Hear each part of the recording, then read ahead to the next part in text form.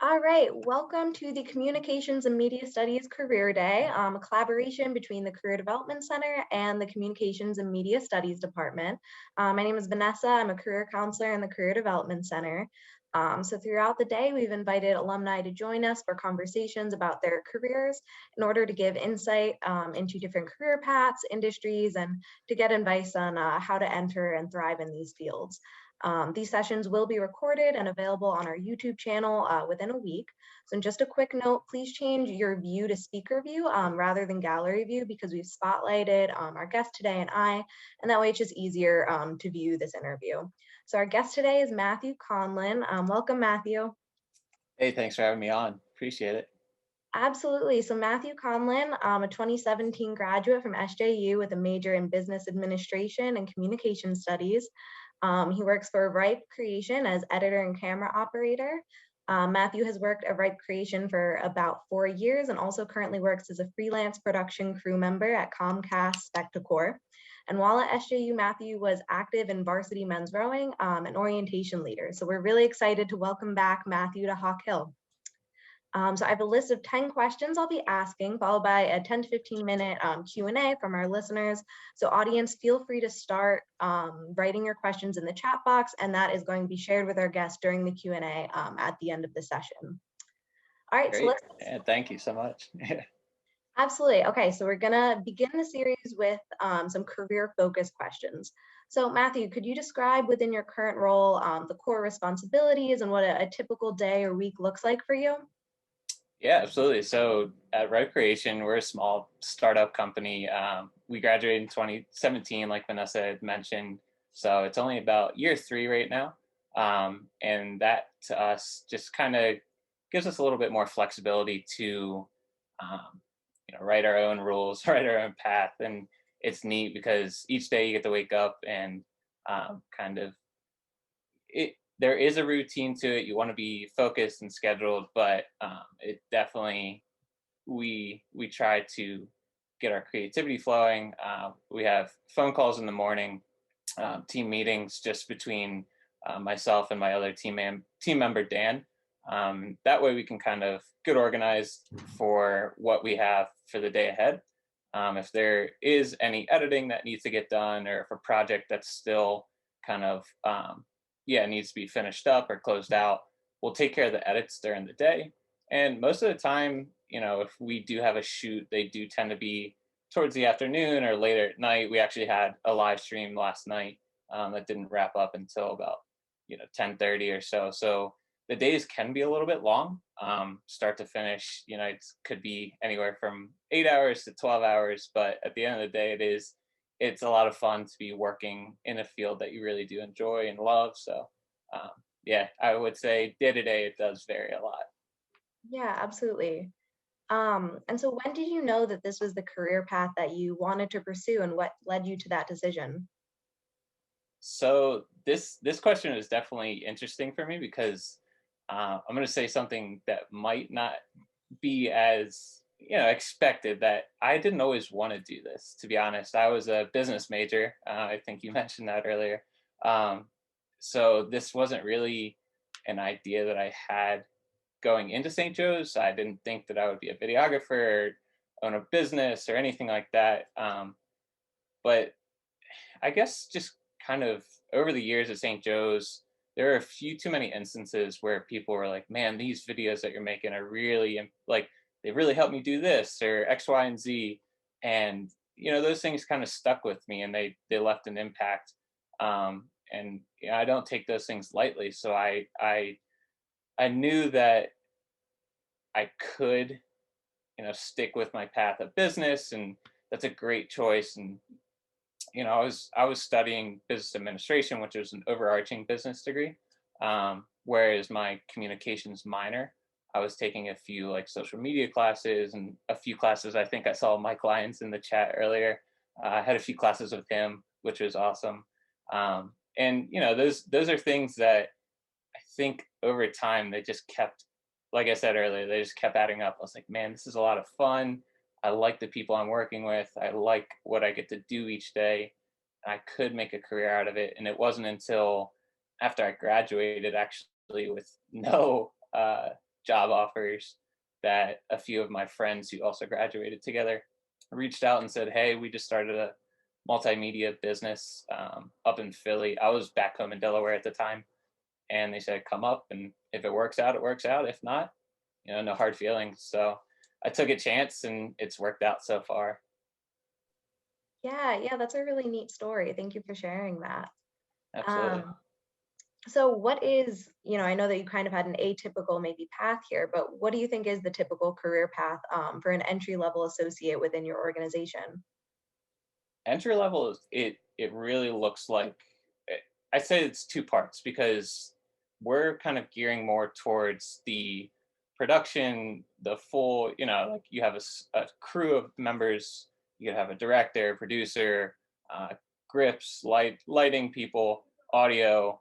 Um, Whereas I think a lot of what we studied in school and what kind of gets talked about more often is the one man crew and I guess the YouTube and the social media and those kind of career paths. So I think it does kind of differ depending on which you're trying to get into. If you're trying to get in the social media side of things, I would just say start creating whatever you like to do. If it's riding your bike down the street, make videos about that. Go out, take your phone, go ride down the street, make a video, post to TikTok or Instagram Reels. YouTube even has a new feature they're coming out with. If you're looking to get into the production side of things, where there's a like a full crew, cast, all those types of things, I think there are areas within college that you could start volunteering. Um, just be an extra set of hands on a production. That's really it. Like if you go and just absorb as much knowledge as you can. I wish I would have done that in school because those are the type of things that I had to learn year one and year two that I felt behind a little bit. But it really there's knowledge everywhere. YouTube, there's knowledge from people down the road from you that have these things. So I think if you want to, like I said, if you want to get in the social media side of things and doing online content creation, there are so many resources and just go do it. If you want to do more of the production side of things, then yeah, just volunteer, get in, reach out to producers, directors, and say, hey, I'll get on set and I'll I'll go get coffee if I have to, but I just want to see what everybody does. Yeah, yeah, absolutely. So what do you enjoy the most about your profession? And what is something that you wish you could change? That's a good one. Enjoy most, I think, would be the flexibility between, um, you know, I did say it in the beginning, we do have an atypical schedule. So I get to one day I'll be editing all day, and that can sometimes be very hard and take a lot of mental power to sit there for 8 hours and sit inside. I know during this pandemic we've all kind of felt that grind of sitting inside and working from home a lot. Um, but then there are other days when you could be out, for 5, 6, 7 hours shooting all day, meeting new people, traveling, and those are things that I don't want to glamorize it or romanticize it anyway, but because traveling is tough. It does take a toll on you, and it's costly. But at the same time, it does break up the day to day of sitting inside editing or working. So I do enjoy that. The downside of it is really that it's an industry that isn't very forgiving in the sense that if you get into it, you really need to put everything into it. You can't dip your toe in the water and see if it's cold or not. You really just have to jump right in. And I learned that again the hard way, year one, year two, where I was kind of like, maybe I'll do this, maybe I won't. And it wasn't really until I committed to it full time and just I did it that I realized those things do kind of have an impact on your career and your success in this industry. Yeah, yeah, and I think you kind of already touched on this, but what has surprised you the most about your career? Surprised me most, yeah, I do think that it's that there's something new each day that you do wake up. There are, there's always, set industry practice or standard. Um, but there's new technology coming out every day. And the fact that we're having this conversation via Zoom, last year, I don't think a lot of us really considered Zoom much of anything. It was Skype or FaceTime, but you have a full size camera in your pocket with your iPhone, and the ability to make content and post it to everybody across the world. And that's crazy, to be honest, that you have that power to share your voice with people that could live halfway around the world.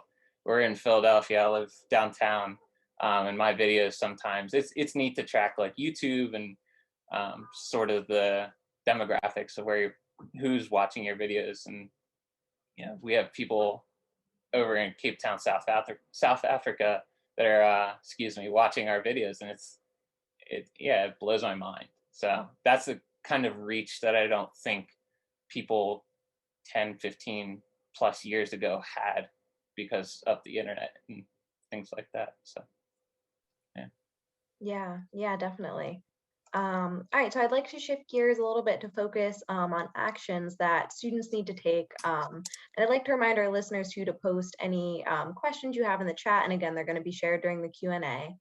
But okay, so Matthew, I'm going to ask you about internships in a moment. But for now, what 2 or 3 experiences would you suggest students engage in while in college to help prepare them for entering this field upon graduation? yeah, so the first one I did kind of touch upon a little bit ago is that you could reach out and just get on a set. That's tried and true. I think that is something that'll never go away.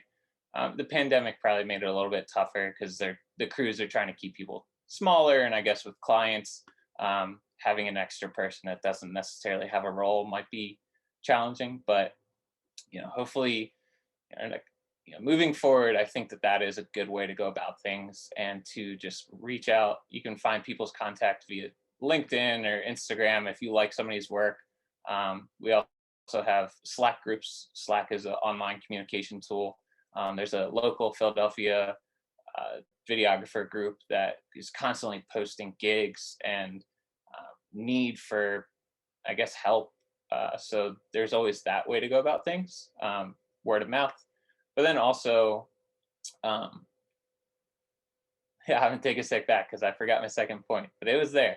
It was a good one. I think, at St. Joe's. At St. Joe's, practically, you could make a good step getting into areas like the sports program. So I started out with, I'd reach out to the coach or athletic director, whoever it is, and just say, hey, can I come, film a practice or film this, or go do, just something on the side that is within your school. And you can actually get there relatively easily. You don't have to commute on the bus or car or train. Just go down to a practice, ask the coach, hey, do you mind if I film? If that's not the right contact to reach out to, find out who it is. But those are always fun. Like you can quickly turn around and edit that can be shared again on social media or wherever. And that's providing value to that team that they probably otherwise didn't have. Other than that, clubs, all the organizations, to start anything that you're interested in, I would suggest recording it. Be the designated person that's filming. That's what I did. I carried my camera around everywhere, and now it's kind of haunted me in the sense that everybody is now reaching out. I had a friend who graduated with me the other day reach out and say, hey, I need camera help. So I guess it makes sense when you're always have a camera in your hand. Yeah, definitely. And I know that you've mentioned COVID a couple times. How do you think the pandemic has, shifted your industry? And do you have any advice for students right now that they can do, even during the pandemic? Yeah, I apologize if I didn't want to kind of put that out there in any kind of negative sense.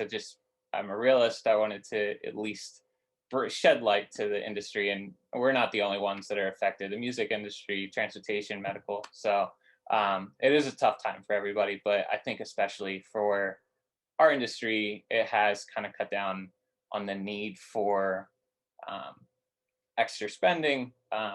Companies are noticing, hey, if we can put our resources other places, like we can do that. Or if we have an in-house person that's, say I worked for a larger company, but I had background in video, I could suggest to my boss, hey, let's do this in-house, save us a few dollars. So those are kind of challenges. I'd also say that the size of us crew is definitely limiting.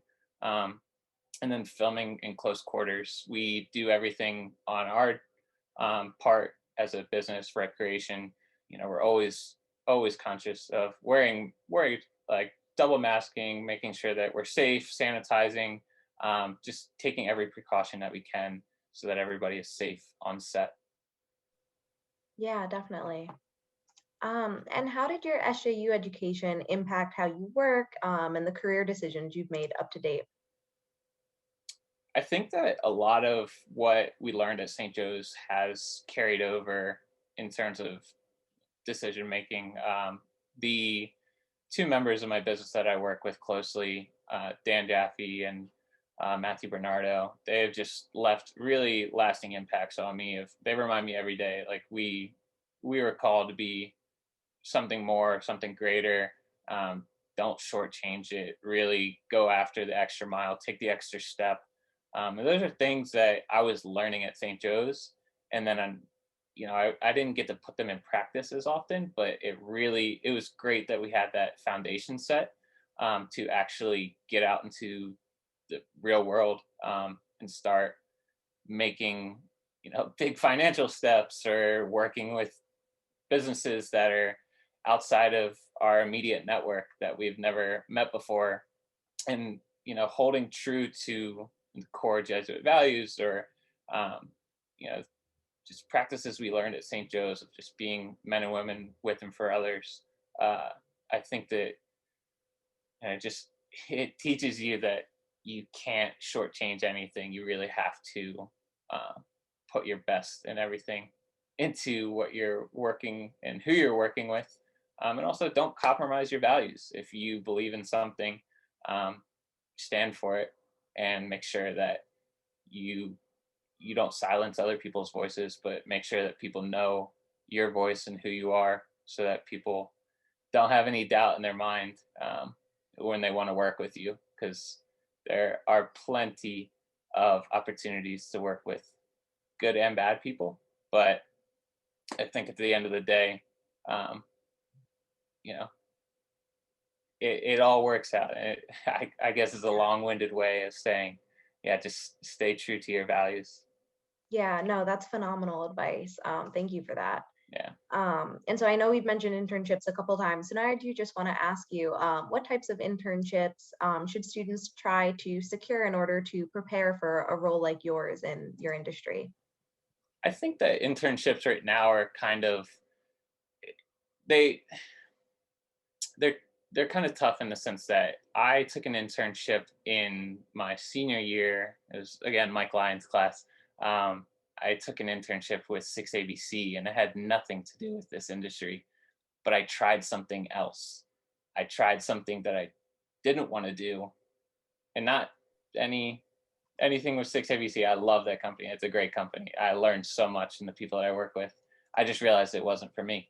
Um, and that's why I think internships right now are all about trying things. And it might not necessarily be within the film industry or the social media industry, whatever industry we're talking here.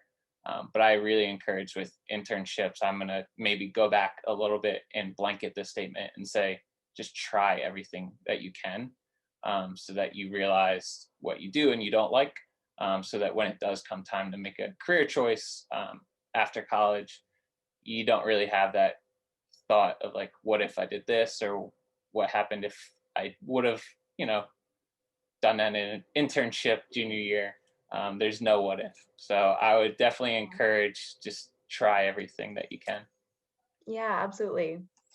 Did I I answer this? I don't remember. Was there a second part to that question? no, I think you answered it. Okay. Absolutely. So as we come to a close, I do have two final questions for you. Okay. The first is just, what is something that you wish someone told you back when you were in school? I'm gonna pause for a little bit because that was a good one.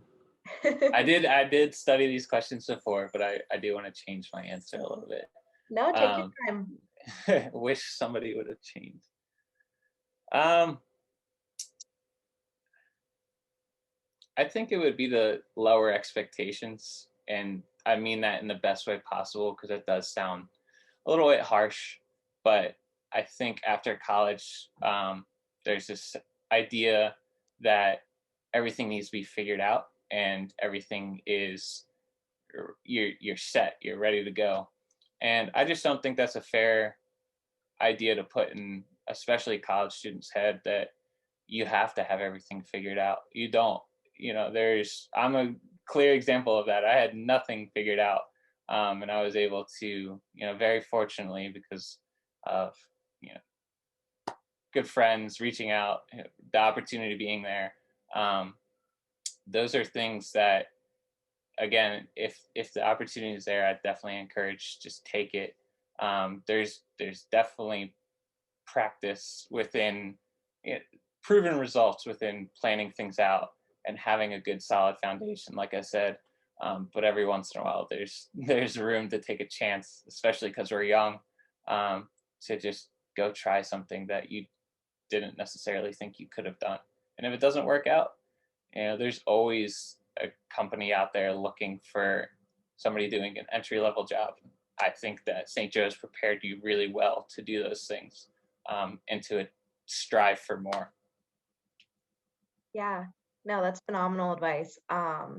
So I feel like you already kind of covered this. But if there's anything else, what is a piece of advice you would give to students who are interested in this path? I'll go back to the earlier question with this is just, if you want to reach out, I'll provide my email as well, but don't be shy. Just Yeah, email that person, DM, whatever it is. Make sure, I guess DMs are sometimes a little bit less. I don't really like DMs that often, but if it really means that I can get my message across to you, I'll do it. So don't be timid. Just take that risk, take that chance on, reaching out to a director, producer, whoever it is, and saying, "Hey, just let me absorb any knowledge that you have," because there's so much value in that. Not only, you have to provide value. You can't sit there and be a sloth and get in everybody's way. You want to be there. I'll carry these boxes. I'll carry the sandbags. I'll unload from the truck. Whatever you need me to do. But in that, you're watching what's going on. You're listening to how they call, certain shots or movements or whatever it is. And I think that there's a lot of reward in putting yourself out there. yeah, yeah. All right. So Matthew, thank you so much. Thank you. Yeah. Yeah, we're gonna transition out of the Q&A portion of the session.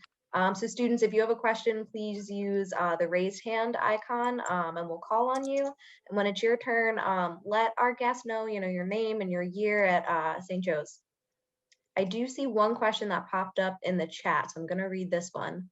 Um, so I'm the video producer for the men's lacrosse team at St. Joe's, currently looking to apply for a junior editor position at a creative digital agency called 160 over 90. Wondering if Matthew knows anything about the company and any insight for an editor's day-to-day. And further, what growth is there for an editor's career, if any? Yeah, it's a great question. I am familiar with 160 over 90. They're a solid group. They actually had a really cool rebrand, I think, a year or so ago. So I'm a big fan of their company. I'd say suggest, if you're looking to get into that video editor position, yeah, I would just start gathering clips that you've done, your favorite shots, and compile a reel if you can.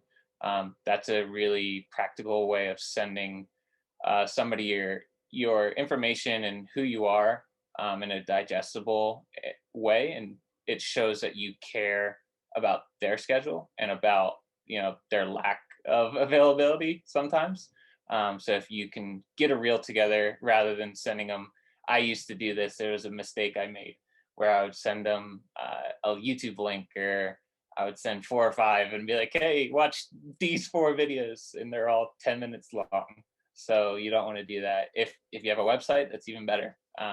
Get a website, own your domain name. Mine's mattconlon.com. Like, I own that. I think either Mike Lyons or Dr. Hammer it just instilled that in me. So make sure you own your domain name and get all your work there so you can share it that way. All right, great. I see Mike Lyons has his hand raised. Yeah. Hey, Matt, good to see you, man. Good to see you too. I'm going to probably embarrass you a little bit here, but I talk about you all the time, man. And here's why. You are kind of the exemplary for me of somebody who used their time at the university to like its most effective. I'm going to pop a link into the chat. And it's a video I bring back a lot, and it's probably going to embarrass you because it's from way back, but it's something you made that I bring up to students all the time. Oh, man. And it's an orientation video. Oh, man. From 2019. And I talk to students all the time about this. Like, this is what you can do while you're on campus. Like, don't wait, particularly if you want to get into a creative field. Like, don't wait. Like, start doing this now. And you mentioned this too, Matt, just like go shoot stuff, go. Like it's really important, I think, when you want to get into a field like you've gotten into, which is like highly competitive, right? A lot of people want to do that. Right. You just gotta make stuff. So I was hoping you, related to that, I was hoping you could talk a little bit about pitching these organizations on campus. Like you talked about a little bit, but you know, students are shy and like, so what do you do? Like, it's almost like a chicken and an egg thing. Like, I don't have anything to show, but I want to have something to show. So I need to talk to these people. Like, how'd you do it? Yeah, that's fair. Thanks, Mike, also for all the compliments. Definitely not embarrassed. I loved the orientation video too. So that's awesome to hear. But I think I agree with you. You know, I do project a air of confidence just because I think I was involved in a lot of, I'm not going to be, you know, shy about that. I was involved in orientation. I was men's rowing, concert committee, a lot of other things. The list goes on. But I think a practical step, if you're not involved, is to go to the interest meetings. You know, just put your name on the list so you're at least within their headspace. They, you know, face to a name. Show up, record, do your own work first, I guess. If you have a camera, that's great. If not, I know the comm department does provide rentals. I think you're still doing that. There are resources on campus, use them. There's editing bays. There are cameras to rent out. There's microphones. I maybe just for comm students, sorry.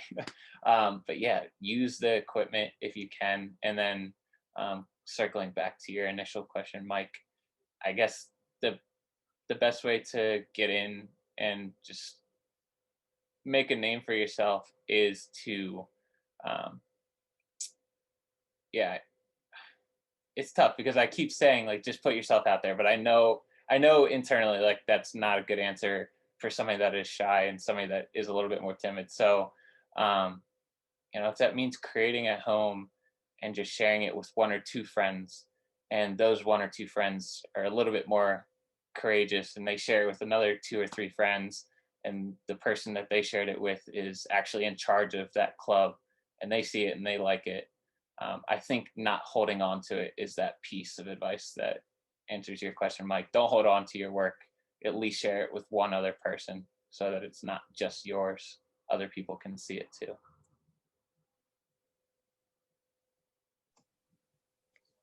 All right, thank you. Do we have any other questions? Again, just use the raise hand icon. Oh, Stephen Hammer, I see you have your hand raised.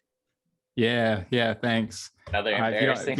If you don't know me, and you're Stephen Hammer, faculty in the department. Matt, it's really nice to see you, man. And I'm sorry I came in so late. So if I ask a silly question, forgive me, but I wanted to at least say hi and ask a stock question I've been asking people today. Absolutely. First, hi, how are you? I'm doing well. How are you? I'm good, man. So one thing I've been asking everybody, it's pretty selfish question, but I think it's also something that can maybe help people pick classes and think about minors, things like that, but also selfishly to help me think about what to offer sometimes when I have a decision on what class to teach or develop. If there were a class, if we were to say, Matt, you need to come back and advise us on one class we're missing as a department, or one class that maybe students should take outside of comm that was really helpful to what you do day to day, what would that class look like or be?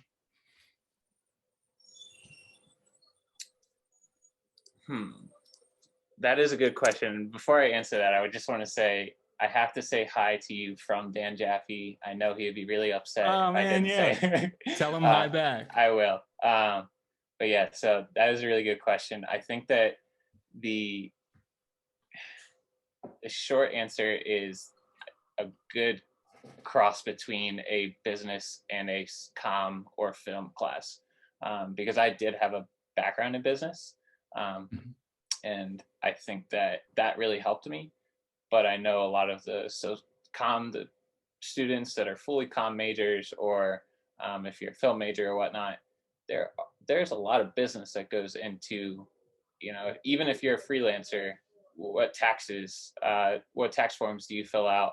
Should you be an independent contractor? Should you do an LLC? We fortunately partnered with another alumni, Common Ground Management, to help us get our LLC started.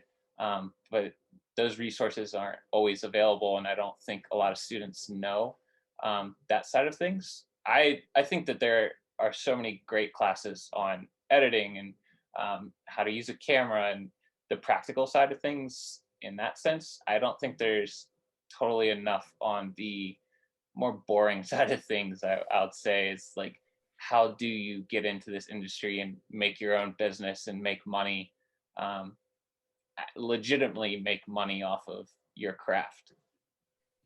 Great answer. Thanks, Matt. Yeah, absolutely. All right, any other questions?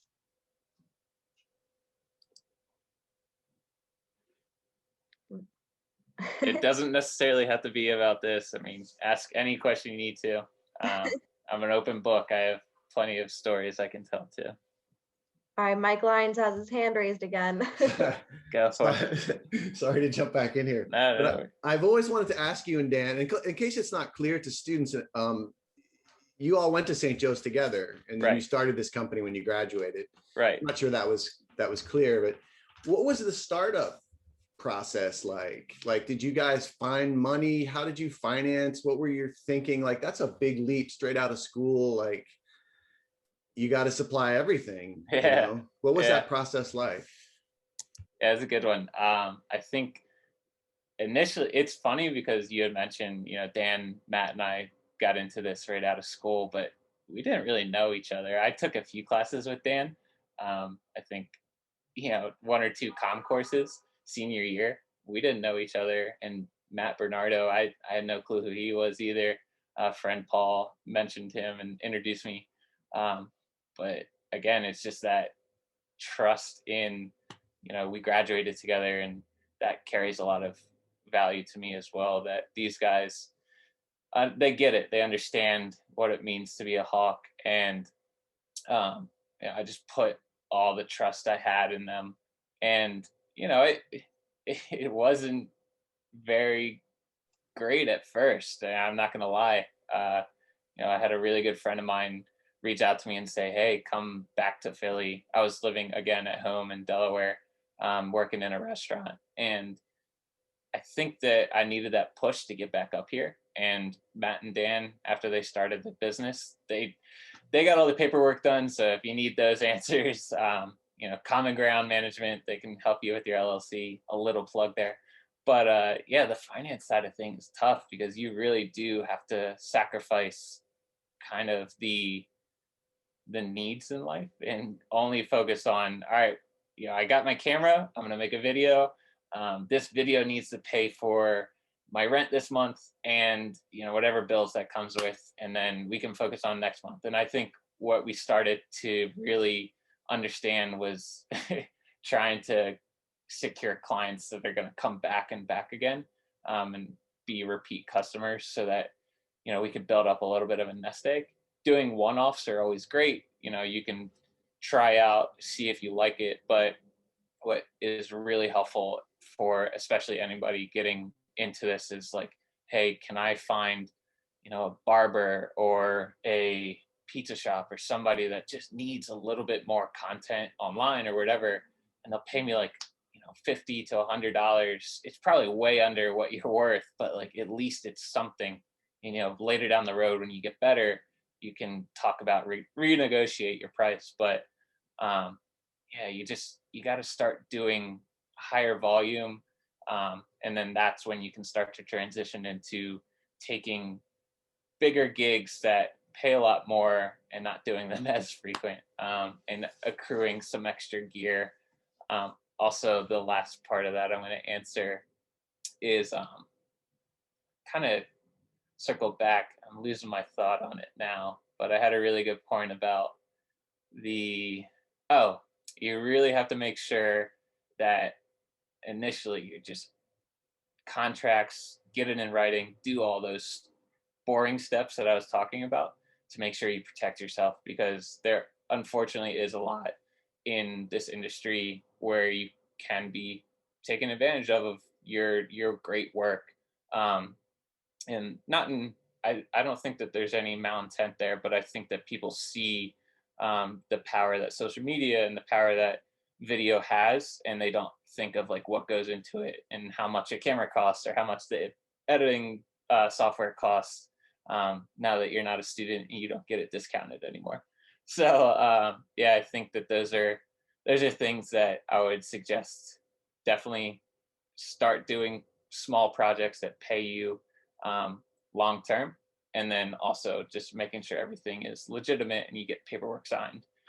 If you don't have access to those legal documents, there are a ton of free resources online. We use a platform called Honeybook that has a free trial, but you know, it's so easy to input your clients, your invoices. You can get paid that way. There's so many things online that I would be hard pressed to say you can't do this. You can't do this job, because anybody can do it. All right, thank you for that. I see we have a couple more questions rolling into the chat. So, Okay. what has been the biggest hurdle you have overcome?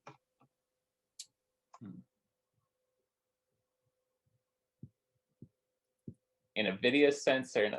Okay. Biggest hurdle I think would be when you're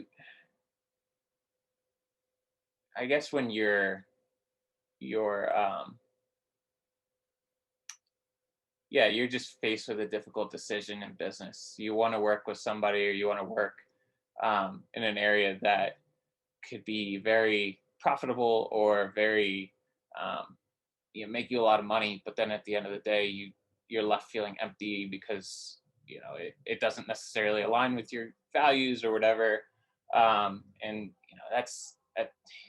it just drains you time after time. You're doing stuff like that just because it pays you well, and that's not to say you shouldn't take gigs that are high paying. I don't want to encourage that in any sense, but yeah, I had to learn pretty early on that make decisions based on people's values, and if they align with yours, and just really investing in a relationship with people that also care about you and not just your work, because those are the most fruitful relationships that you can have.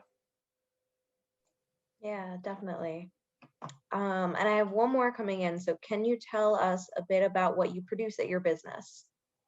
Yeah, so right now, I'd say a bigger project that we're working on, we have a client in the city that does home renovations, and we're doing a online series for them. Actually, it's been going on for over a year now.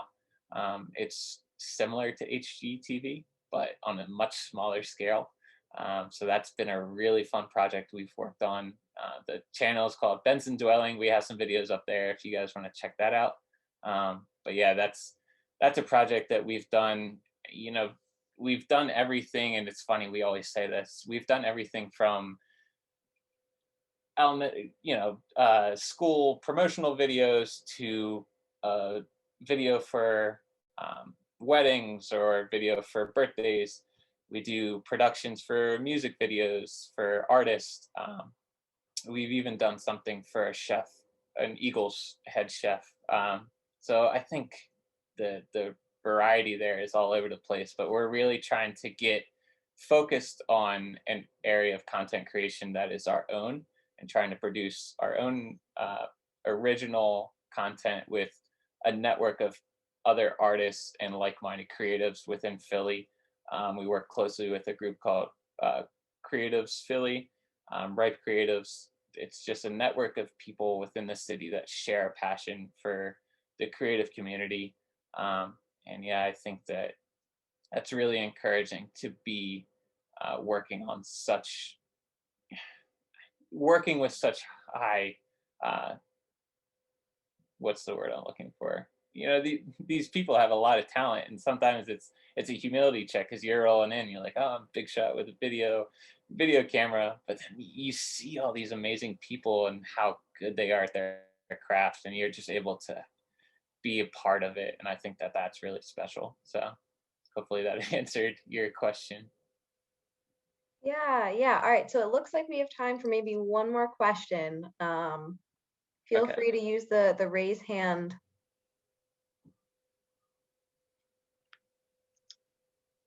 Going once. Anyone else? Oh, okay. In the chat, how do you overcome creator's block? Ooh, that's a good one because I face that quite a lot. I think editing is where I face creative block the most because it's really fun to go out and shoot. It's not so fun to come back and edit. But yeah, I'd say just um, being really honest with yourself about what you're feeling. I think the grind and the hustle mentality is romanticized lately. Of like you have to be working 20 plus hours or whatever, some outrageous amount. And I did that for a really long time, and it just wasn't healthy.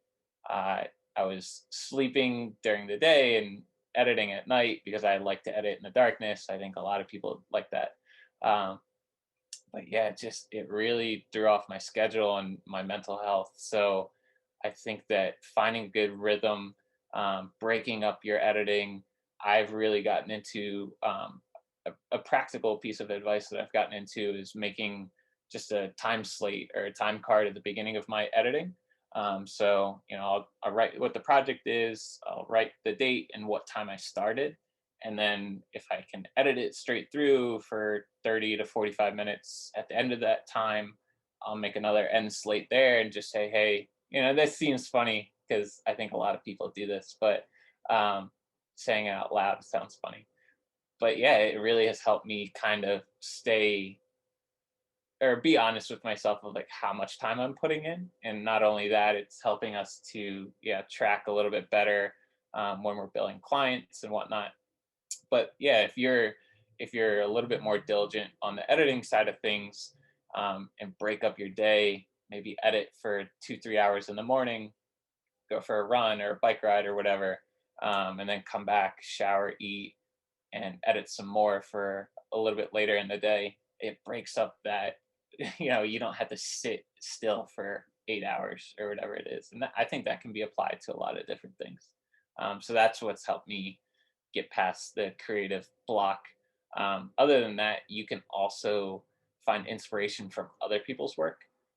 Pinterest, Instagram feed, just look what other people are doing. And I'm not encouraging ripping people off, but you really should see what other people are doing and at least try it. I mean, if you're going to post it, give them credit, absolutely. But try it for yourself. If you think something's really interesting or neat, absolutely go try it, because the worst that can happen is you don't like it and you don't have to do it again.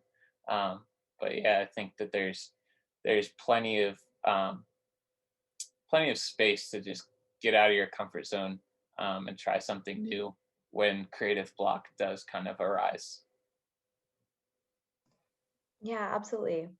All right. Well, I think we're going to wrap up here, but please join me in thanking Matthew for being with us today and providing such great insight into his career.